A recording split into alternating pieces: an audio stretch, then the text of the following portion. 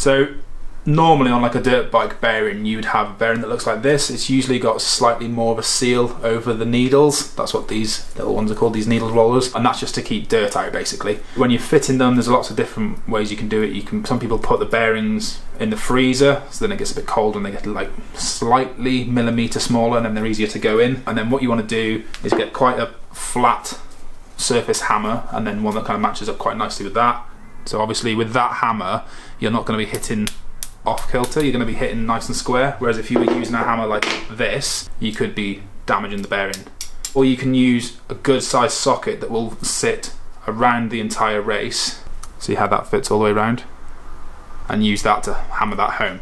It's always good to just check how it's going to fit, and then you'll lube them up. So normally you'll get it, it'll just go home tight, and then it'll just, or it'll just go in like that as well.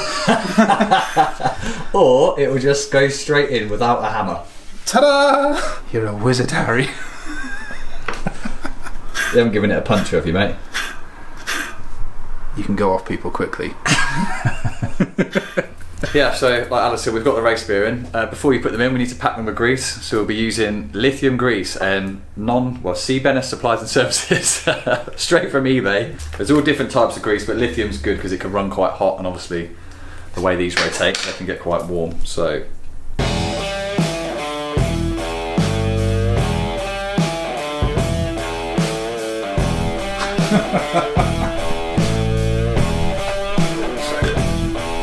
There, and then we get to the dust seal, stick that in, tap tap taparoo. Just tap it in.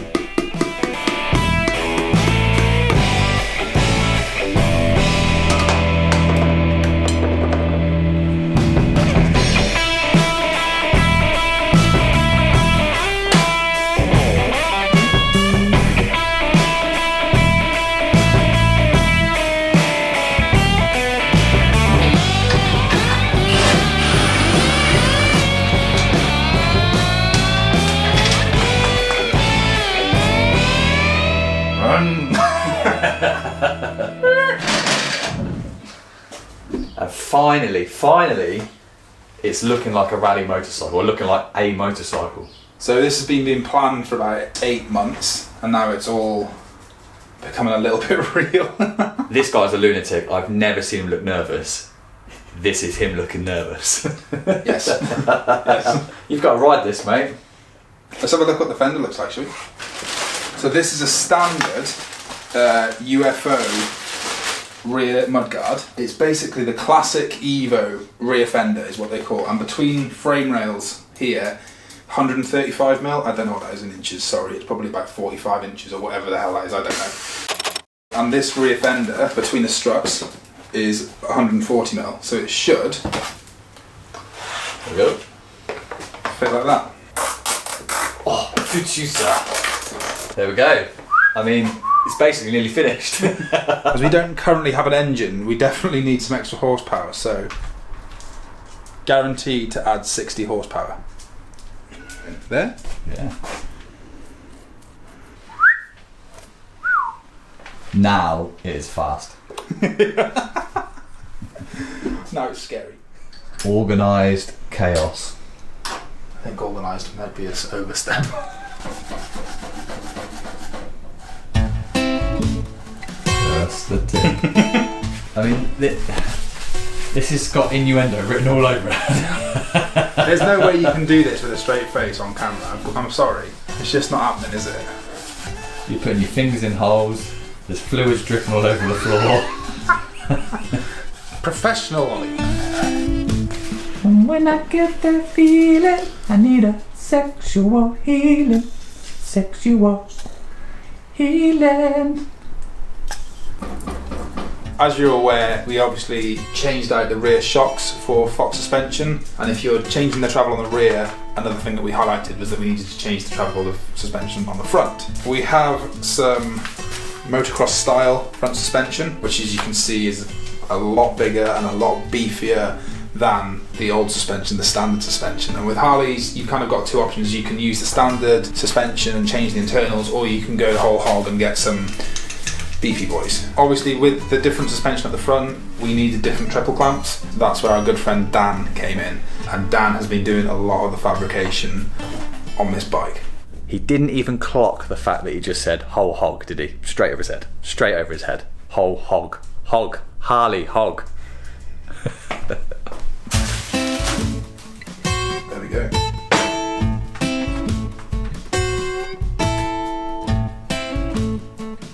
That will do. What I find amazing about that triple clamp is that it was one piece of metal. One block of aluminum. They're going to hate us for that. They're gonna. Sorry. Aluminium. So this is one of our triple clamps. This is the top yoke. For those of you who might not be motorcyclists, so this sits up here, and then the forks come down, and the front wheel sits into that. And I mean, this is absolutely beautiful. Look at it. Just look at that metalwork there. So that's the top half. Sits on top, and then on the bottom, that goes through there like that and sits in. We've got the bottom half, which is equally as beautiful work. So anyway, what we're going to do now is we want to make this look more like a motorbike, because the more it turns into a motorbike, the more excited we're getting. So we're going to stick the triple clamps on, get the forks in, get the front wheel in, and then try and get a few more of the plastics on. That's our aim for today, and see what it looks like. It's all so exciting, Alan. It's so exciting.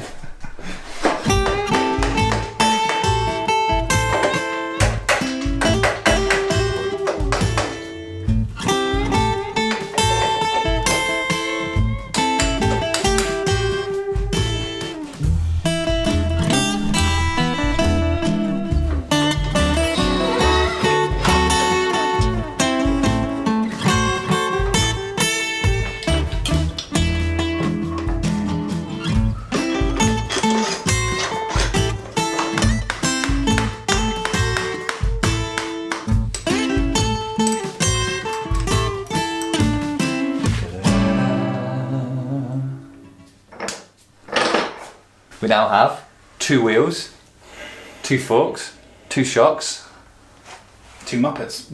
2 Muppets.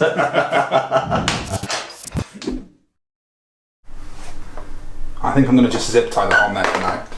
Okay. Remember, if it's stupid and it works, it ain't stupid. That's got to go on the bike somewhere. It's got to be on there. You reckon? Yeah, because you've said it a few times now. Well, it's true. And it's beginning to work. How ridiculously cool is that going to look on there? Like, come on. This bit is so much fun. Putting trick bits onto this bike is so much fun. Come on, Alan. Do your magic. This is a Baja Designs Squadron Pro, but basically it's a plug and play solution. It's extremely lightweight, and I just wanted something that I knew wasn't going to let me down and tick the boxes really, so we've gone for that. It looks so good on there. But a little tip for people, the top ones of these is always quite easy to get on. The bottom one is a bit of a swine and it can nail your fingers, so if you get a pair of pliers and then you can pull harder with the pliers and get it on like that. We were just saying off camera, you look at the front here, and although there's a huge rake, which is this angle here, so it doesn't quite look like a rally bike, but it looks aggressive like a rally bike. When you look at the back of the bike, it also looks like a rally bike, but then when I move, there's this gigantic hole here, which is obviously very Harley-esque, it being a Harley-Davidson, that we need to fill with a massive engine. Just to put that gap into perspective, if this was a 450 rally bike like the Dakar riders use, the engine would be about that big. So all of this stuff would start where my hand is. You're gonna look like a boss riding this. I can think of a lot of words beginning with B.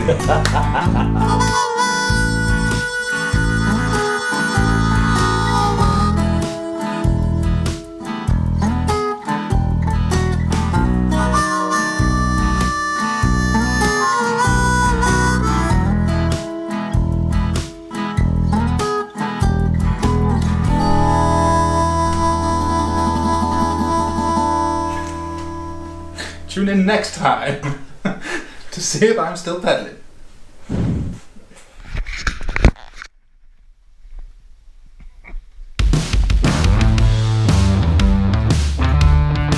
It was now time to start the engine rebuild, but first we had to go and collect the bits which had been sent off for Cerakoting. This is a ceramic-based finish which hardens and protects the engine, and apparently, on arrival, Alan hadn't warned the guy that he was about to shove him on camera. Hello, I'm Ollie from Ceramics, and we're just here. We just dropped Alan's Harley-Davidson back to him after coating, ready for him to get all built back up. Have you got some prezzies for me? All here. After collecting the sexy Cerakote parts, the next part of the plan was to meet Kev from Woodcutter Bikes and follow him back to his workshop. Now Kev is just a bit of a legend. Not only is he a racing and mechanical god, but the Woodcutter Bikes workshop is the Aladdin's cave we wish we all had.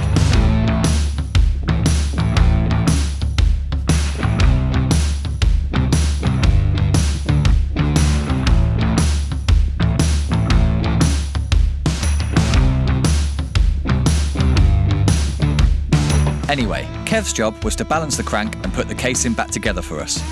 Smile, Kev.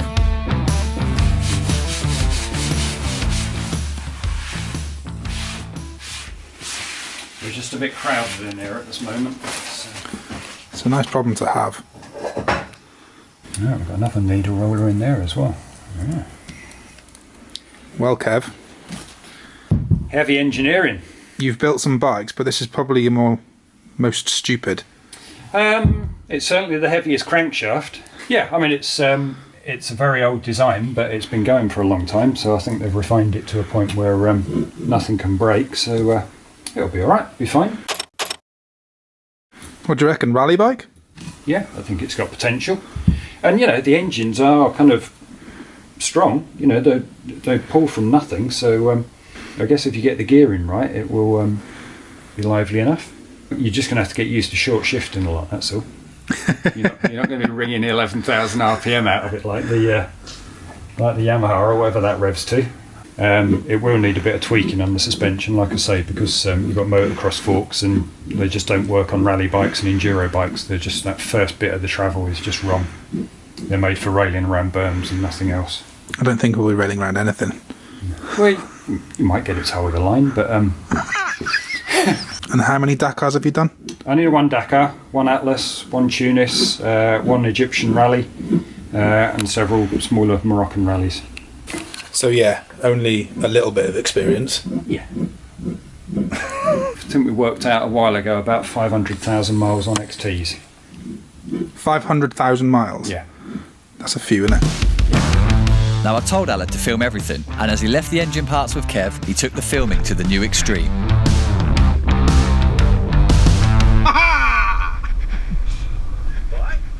Do you like my hat? It has a GoPro on it. You told me to film everything, so I'm filming everything. I can't argue with that, can I? No, you cannot, sir. Yeah, but the rebuild got definitely like paused because it all got a little bit scary. Ooh, this is above my pay grade. Kev, help! Yeah, someone help me. Somebody knows what they're doing. Yeah. I'll catch you in a bit. Love you, bye! Love you, bye. Next time on Full HD. You got enough problems on your hands?